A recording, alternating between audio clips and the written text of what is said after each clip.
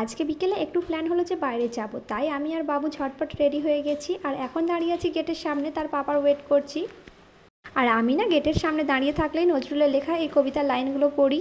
আর এই সামনে যে বিল্ডিংটা দেখছো বা যে গেটটা দেখছো, এটা হচ্ছে নজরুল প্রদর্শনী, মানে নজরুলের ব্যবহৃত সমস্ত জিনিসপত্র এখানেই রাখা আছে। নজরুল ইসলাম যখন বেঁচে ছিলেন তখন ওই বিল্ডিংটার জায়গায় একটা মাটির ঘর ছিল, তখন তিনি সেখানেই বাস করতেন। আর এখন সেটা একটা বিল্ডিং হয়েছে আর তার ব্যবহৃত সমস্ত জিনিসপত্র রাখা আছে। আর এই চুরুলিয়া গ্রামে কাজী নজরুল ইসলামের স্মৃতির চারিদিকে ছড়িয়ে আছে, রাস্তাঘাট সব জায়গায়।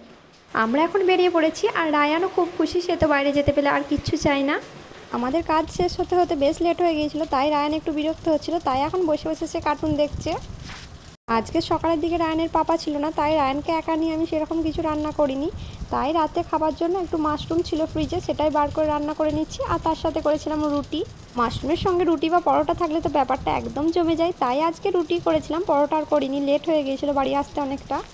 আর রায়ানকে রাত্রে দিয়েছিলাম দুধ রুটি, ওটাই ও খেয়েছে। তো আজকের ব্লগটা এখানেই শেষ করছি, টাটা।